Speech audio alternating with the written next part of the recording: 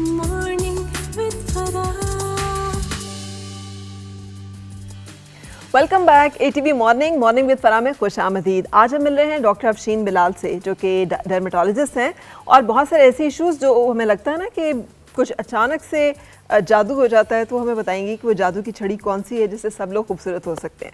अस्सलाम वालेकुम। वालेकुम कैसी हैं आप? मैं ठीक हूँ। मुझे यकीन है कि आप यहाँ से बात शुरू करेंगी कि नहीं, जादू की छड़ी तो नहीं है मेरे पास, लेकिन ऐसा कुछ हो रहा है आजकल कि जिसके साथ लोग जो हैं वो ऐसा लगता है कि एज नहीं कर रहे, या हमें दिखता है या वाकई में वो एज नहीं कर रहे हैं। अब ये आप हमें बताइए डॉक्टर अफशीन कि सिर्फ वो हमें देखने में यंग लग रहे होते हैं या वो एक्चुअली ज़्यादा देर तक एंजॉय कर रहे होते हैं अच्छी हेल्थ को और अच्छी, जिसे कहते हैं, लॉन्जेविटी को। जी बिल्कुल, एजिंग एक कांस्टेंट एंड डेफिनेटिव फिनोमेना है। मतलब ऐसा तो नहीं हो सकता इंसान एज ना करे। जो लोग एज नहीं कर रहे होते उनकी लाइफस्टाइल जो है ना, वो सबसे पहले मैं हर जगह पे जाके मेंशन करती हूँ, बहुत मैटर करता है। उनकी उठने की रूटीन, उनकी एक्सरसाइज, उनकी खाने पीने की रूटीन, वो बहुत मैटर कर रही होती है। So they are taking healthy diet, they are taking antioxidant in their diets, इस तरह का फूड ले रहे होते हैं। और इसके साथ साथ अपने लाइफस्टाइल के साथ वो डेफिनेटली एंटी एजिंग प्रोसीजर्स भी ले रहे होते हैं, जिसकी वो मेंटेनेंस रखते हैं। क्योंकि देखें, ट्रांसफॉर्मेशन जो है ना, वो एक over a period of time होता है। और जो लोग एवरी 6 मंथ्स या एवरी ईयर कुछ ना कुछ अपनी स्किन के साथ समझदारी के साथ एक एक्सपर्ट के पास जाके कराते हैं, डेफिनेटली वो आपको लगेगा उन्हीं लोगों में से हैं वो जो फिर एज नहीं करते हैं। अच्छा, अब सबसे पहले तो उस बात से शुरू कीजिए जहाँ से आपने बात शुरू की है, लाइफस्टाइल। आई मीन, कौन सा ऐसा लाइफस्टाइल है और उसमें क्या कुछ होगा कि जिसकी वजह से आदमी जो है तादेर जवान भी और सेहतमंद भी और जाहिर है फिर लंबी उम्र भी पा सकता है। लाइफस्टाइल में अगर हम सबसे पहले बात करें तो स्लीप, ठीक, sleep pattern matters a lot. Because आप अगर रात की स्लीप करेंगे और डे में काम करेंगे, ये नेचुरल है।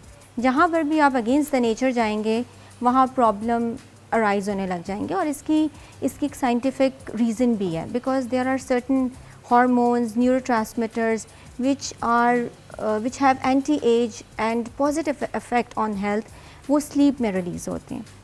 And number 2 is exercise. ये भी साइंटिफिकली प्रूवन है कि जब आप एक्सरसाइज करना शुरू होते हैं तो there are certain hormones which are produced, जिनमें इनिशियली जब आप कुछ अरसा, कुछ हफ्ते एक्सरसाइज करते हैं तो आपके एंडोर्फिन्स रिलीज़ होते हैं, वो रिलैक्सिंग हार्मोन्स हैं। कुछ अरसा और करते हैं तो फिर सेरोटोनिन रिलीज़ होने लग जाती है, जो कि हैप्पी हार्मोन्स कहलाते हैं। ठीक है। जब आप रिलैक्स भी रहेंगे, हैप्पी भी रहेंगे, तो ये डेफिनेटली आपके फेस से रिफ्लेक्ट होता है। आपकी स्किन हैप्पी रहेगी, आपके बाल, आपके नेल्स हैप्पी रहेंगे। बॉडी में जितना स्ट्रेस रहेगा ना, हमारी बॉडी में देखें कुछ फिनोमेनाज हैं जो नेचुरली हो रहे हैं। जैसे हम सांस ले रहे हैं, जैसे मतलब आपकी डाइजेशन हो रही है, ये बॉडी के वो मैकेनिज़्म हैं जो ऑटोमेटिक हैं, जिनको हर टाइम पे एनर्जी चाहिए। जब इंसान स्ट्रेस में होता है तो ये वाले जो ऑर्गन्स हैं, जैसे दिल आपका ज़्यादा तेज़ धड़क रहा होता है, उसको ज़्यादा एनर्जी चाहिए, तो आपकी बॉडी जो ब्लड सप्लाई है ना, वो आपके बालों से, स्किन से, हेयर से लेकर नेल्स से लेकर वो इन ऑर्गन्स को देने लग जाती है। तो स्ट्रेस जितना ज़्यादा होगा उतना ये वाले जो आपके एरियाज़ हैं ये ज़्यादा अफेक्ट हो जाएंगे। सो लाइफस्टाइल में सबसे पहले ये हो गया स्लीप, आपकी डाइट हो गई, आपकी एक्सरसाइज हो गई, and then comes the diet. Diet में ये है कि आजकल ना ये बहुत देखने में आया है कि लोग ज़ीरो फिगर के चक्कर में मील स्किप करते हैं। उसमें they become deficient into certain important nutritional factors जो है ना, जिस तरह से आयरन हो गया, विटामिन B12 हो गया, माइक्रो मिनरल्स हो गए जिनमें मैंगनीज़ है, सेलेनियम है। उससे क्या इफ़ेक्ट आता है, उससे लोगों के बाल गिरते हैं, उनकी पिगमेंटेशन स्टार्ट हो जाती है। और अगर आप ऑब्जर्व, ये सिर्फ एक मील स्किप करने की बात कर रही हैं आप, या फिर ओवरऑल जो क्रैश डाइटिंग है उसकी बात कर रही हैं आप? ओकेजनल मील स्किपिंग। अच्छा, सिर्फ ओकेजनल मील स्किपिंग से भी इतना फर्क पड़ जाता है? बिल्कुल फ़र्क पड़ता है। देखिए जैसे हमारे नमाज़ों के टाइम बने हुए हैं, अल्लाह ताला ने बताया कि आपने इस टाइम पे ये नमाज़ पढ़नी है। ऐसा तो नहीं कहा कि आप इशा के वक्त सारी 5 नमाज़ें पढ़ दें। इट्स जस्ट लाइक दैट कि अगर आप एक ही वक्त में सारे वक्त के खाने खाने की कोशिश करेंगे, that you will land up into trouble. तो व्हाट अबाउट ये जो आजकल एक कॉन्सेप्ट है बहुत ज़्यादा, इंटरमिटेंट फास्टिंग, कि आपकी विंडो है और उसमें आप खाइए and then there is a long period of time जिसमें कि आप फास्ट कर रहे हैं, जो कि 16 घंटे का होना चाहिए? देखिए, intermittent fasting is something else, meal skipping is something else. Intermittent fasting में भी मैं खुद भी इंटरमिटेंट फास्टिंग करती हूँ और मैं इस चीज़ में बिलीव करती हूँ कि जो हमारा इस्लामी तरीका है ना रोज़ा रखने का, उसके बेनिफिट्स सबसे ज़्यादा हैं। रादर कि आप सुबह को खाना शुरू बंद कर दें और रात को जाके खाएं। अगेन आपके हार्मोन्स देखें, सर्केडियन रिदम है। बाय मेडिकल नॉलेज जो डॉक्टर्स ये देख रहे हैं उनको पता होगा कि कुछ हार्मोन्स का सर्केडियन रिदम होता है। वो शाम में हाई होते हैं, दिन में कम होते हैं, तो वो खाने के साथ, डाइजेशन के साथ उनका रोल है। सो हम नेचुरल तरीके से जब फास्टिंग करते हैं ना, तो हमारी बॉडी में स्ट्रेस जनरेट होता है, पॉजिटिव स्ट्रेस, और वो हमारी जो ज़रूरत की न्यूरोट्रांसमीटर्स और हार्मोन्स उनको रिलीज़ करता है, हमारे फैट्स को कम करता है, इंसुलिन जो उसको काम करने में उसको बेहतर काम करने के लिए, मतलब वो इंटरमिटेंट फास्टिंग जो है ना वो हेल्पफुल होती है। सो उसका बेनिफिट है। लेकिन लोग क्या करते हैं, जिस मैं मील स्किपिंग की जो बात कर रही हूँ, ये कह रही हूँ कि सुबह उठे, नाश्ता नहीं किया, दोपहर का खाना नहीं किया और शाम को बहुत सारा खाना खा लिया, या फिर जंक फूड खा लिया, जैसे बहुत सारे चिप्स खा लिए, बहुत सारी फ्राइड चीज़ें खा ली। तो ये चीज़ जो है ना, बिंज ईटिंग और मील स्किपिंग ये प्रॉब्लम करता है। अगर हम 2 टाइम अच्छा खाना खाएं दिन में, यानी कि आप एक ब्रेकफास्ट करें और एक डिनर करें, एक्सरसाइज करें, और वो जो आपकी एक बैलेंस मील प्लेट का कॉन्सेप्ट है, जिसमें आपकी प्रोटीन का पोर्शन भी हो, आपकी विटामिन्स का पोर्शन भी हो, आपके कार्बोहाइड्रेट्स का भी हो, एडिक्वेट पॉजिटिव फैट्स का भी पोर्शन हो। अब ये पोर्शंस कैसे हों, हर डाइट से कैसे हमें सारा कुछ? अभी आपने जो डिवीजन किया ना, उसमें आपने कहा प्रोटीन हो, कार्बोहाइड्रेट्स एंड विटामिन्स हो। मेरा ख्याल है वो जो सैलेड्स हैं उसमें उसको आप विटामिन्स की कैटेगरी में डालें। बिल्कुल। देखिए, आप हेल्दी मील पोर्शन आपको अभी तो देखें, आजकल तो गूगल और इंटरनेट का ज़माना है, सब चीज़ अवेलेबल है। कार्बोहाइड्रेट्स लोग बिल्कुल बंद कर देते हैं, ये भी गलत है, ये भी नहीं होना चाहिए। वाई? आप मुझसे सवाल करें। उसकी रीज़न ये है, आपका जो ब्रेन है ना, उसकी सोर्स ऑफ एनर्जी ग्लूकोज है। अगर आपने कोई मेंटल एक्टिविटी करनी है, यानी आपने पढ़ना है, आपने कोई ऐसा इनोवेटिव काम करना है, आपके दिमाग ने काम करना है ना, आपके दिमाग को चाहिए ग्लूकोज, वो कार्बोहाइड्रेट से आनी है। अब आपने कार्बोहाइड्रेट की सोर्स बिल्कुल बंद कर दी, आप उसको प्रोटीन खिला रहे हैं सिर्फ। प्रोटीन आपको हेल्प नहीं कर सकती, आपके ब्रेन को हेल्प नहीं कर सकती, आप ड्रेन्ड रहेंगे, थके थके रहेंगे। लेकिन अगर आप प्रोटीन्स का पोर्शन बनाते हैं, यानी आप चिकन लें, आप मीट लें, आप फ़िश ले लें, और आप कार्बोहाइड्रेट्स में होल जो आपका मील ब्रेड होती है, जिसमें मैं वीट ब्रेड को कहती हूँ कि वो आप इस्तेमाल करें, सो दैट आप फाइबर ले रहे हैं, आपकी जो डाइजेशन है वो भी उससे बेहतर रहेगी। ठीक है। फिर आप उसमें विटामिन्स डाल रहे हैं, तो आप उसके अंदर जो आपकी ग्रीन वेजिटेबल्स हैं वो आप डालें, और उसमें थोड़ा बहुत फ्रूट्स आप ऐड कर लें, कुछ थोड़े बहुत नट्स एंड डेट्स।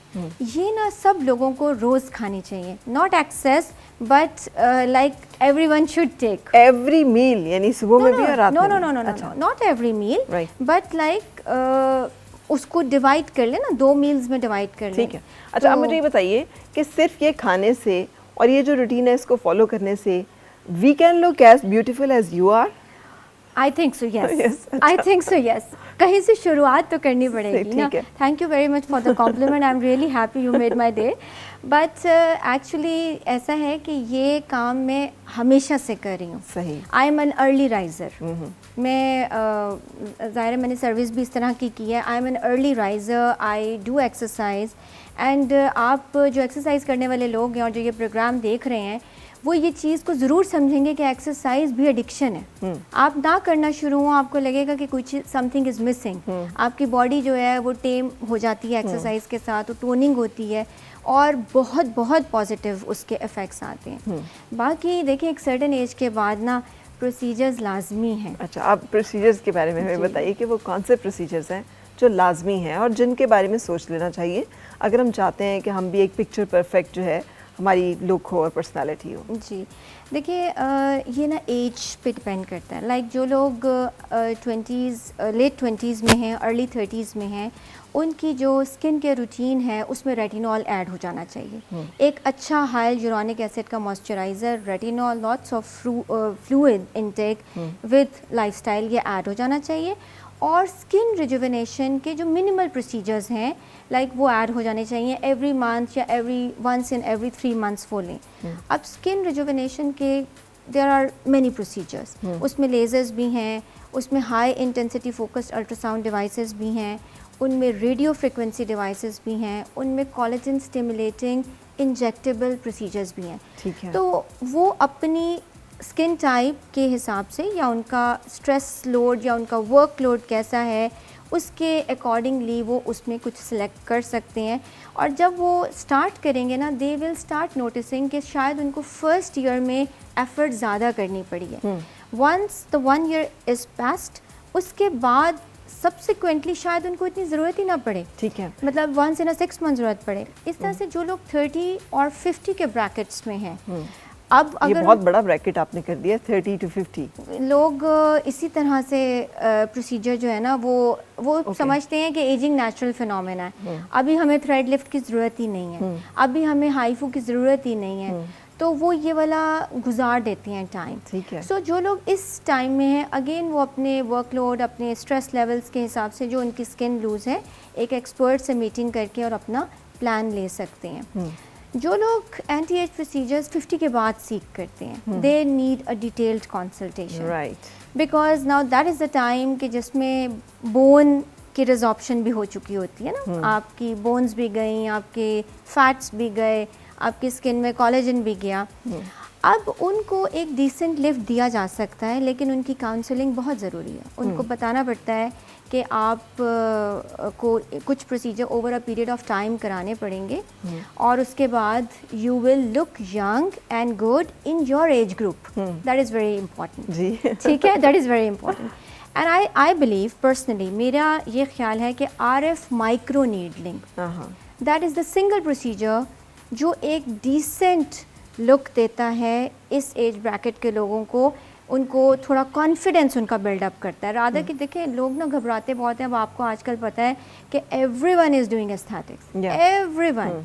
सो लोग घबराते हैं क्योंकि उसमें गड़बड़ भी हो जाती है, बहुत लोगों के साथ प्रॉब्लम भी हो जाती हैं।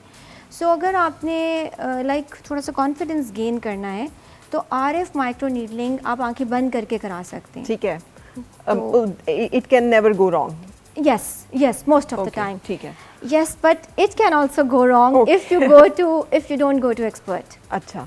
Because उसकी भी डेप्थ है। अगर आप रॉन्ग डेप्थ रॉन्ग जगह के ऊपर ले जाएंगे तो आप यंग दिखने के बजाय ओल्ड दिखना शुरू हो जाएंगे। हाँ, क्योंकि मैंने ऐसी कुछ इंटरनेट पे पिक्चर्स देखी हैं जहाँ लोगों ने कंप्लेन किया है कि उन्होंने इस तरह से करवाया और फिर ये हो गया और वो हो गया। तो अगर आप एक्सपर्ट के पास जा रहे हैं तो बिलीव यू मी, मतलब आपने मेरे से एक सवाल किया, मेरा जो फेवरेट प्रोसीजर्स हैं वो मैं अपने लिए जो करती हूँ ईयर में एक दफ़ा RF micro needling and thread lift. But you know I do it my self. You do it yourself? Not thread lift, but RF microneedling. I do it myself. ठीक है। And I know exact the depth. I know exactly कि मैंने कहाँ से किस चीज़ को वो करना है, क्योंकि अगर आप रॉन्ग डेप्थ ले जाएंगे और फरा आपके प्रोग्राम के थ्रू मैं ये भी कन्वे करना चाहूँगी कि जिस तरह से फेक आपके एस्थेटिशियंस मार्केट में घूम रहे हैं, इस तरह से फेक डिवाइसेस भी घूम रही हैं। अच्छा जी, वो अंदर से कुछ और हैं और बाहर से कुछ और हैं और because of no scrutiny no screening people does not know, people don't have education, और जब वो गलत जगह के ऊपर हो जाती हैं तो इरेपरेबल डैमेज हो जाते हैं। तो ये कैसे पता चले डॉक्टर अफशीन, अब ये जिस तरफ आपने पॉइंट आउट किया है, अब जो लोग टेलीविज़न प्रोग्राम देख रहे हैं वो कैसे इस चीज़ को जाने कि किसके पास जाना है किसके पास नहीं जाना? वो तो जिसकी पब्लिसिटी देखते हैं, आजकल तो रील्स भी डल रही हैं, वीडियोस भी डल रही हैं, सोशल मीडिया प्लेटफॉर्म्स हैं, सेल्फ प्रोजेक्शन के तो वैसे ही हम माहिर हैं हम तो मतलब कुछ भी बन सकते हैं किसी भी वक्त। तो कैसे कोई समझे कि कौन फेक है और कौन सही है? देखिए, ये लोगों की एजुकेशन की ज़रूरत है और इसमें people need to understand this thing. They should know कि पाकिस्तान में डॉक्टरों की सबसे बड़ी डिग्री कौन सी है। एटलीस्ट ये तो लोगों को पता होना चाहिए। अब जो फेलोशिप प्रोग्राम ऑथेंटिक डिग्री कौन सी है, MBBS तो है ही है ना। अभी आप देखें कि कुछ लोग तो MBBS भी नहीं है ना, and they are doing these types of thing. और फिर फेलोशिप प्रोग्राम्स जो हैं वो 4 इयर्स 5 इयर्स प्लस हैं, इससे कम नहीं है। अब देखें, जानने वाला और ना जानने वाला कभी बराबर नहीं हो सकता। अभी मैं आपको एक हार्ट ब्रेकिंग स्टोरी सुनाती हूँ कि somebody asked me कुछ दिन पहले कि आप स्किन स्पेशलिस्ट हैं। मैंने कहा जी मैं स्किन स्पेशलिस्ट हूँ। तो शी सेड कि क्या स्किन स्पेशलिस्ट बनने के लिए डॉक्टर बनना ज़रूरी है? तो that actually broke my heart and I asked her कि उन्हें ये पता था कि जनरल बनने के लिए फौजी होना ज़रूरी है? बस ये भी आई नहीं डोंट पता नो, था। लेकिन आपको पता है फरा इस तरह से लोगों को है। एंड आई आस्क हर कि जी ये आपकी स्किन है, Yes. इसके अंदर क्या है? Unfortunately, जो एस्थेटिशियन का एक जो कॉन्सेप्ट है उसने जी, बहुत सारी चीज़ों तो को लोगों upset किया। को एटलीस्ट इतनी एजुकेशन यही सोशल मीडिया प्लेटफॉर्म्स के थ्रू आप लोग देंगे। आप मीडिया आप लोगों को सुनता है, आपकी बात मानता है, तो आप लोग उनको बताएंगे कि ये अवेयरनेस ज़रूरी है।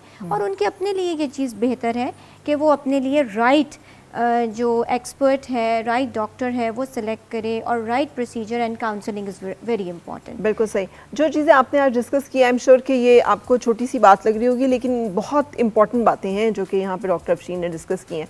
यानी आपको बहुत सारा कुछ कराने की ज़रूरत भी नहीं होती।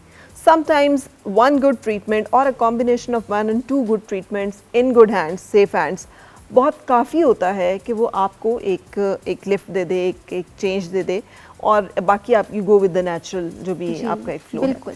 Thank you very much. अब हम जब अपने नेक्स्ट एपिसोड में आपसे मिल रहे होंगे डॉक्टर अफशीन के साथ, आई वुड लाइक कि आप हमें फेस लिफ्ट के बारे में, जहाँ पर हमने आज बात रोकी है, उसके बारे में ज़रूर गाइड कीजिए। बट उसके लिए आपको हमारे अगले प्रोग्राम का इंतज़ार करना पड़ेगा। Thank you very much for being with us. और हम यहाँ पर रुकेंगे एक ब्रेक के लिए। ब्रेक के बाद होगी फिर आपसे मुलाकात।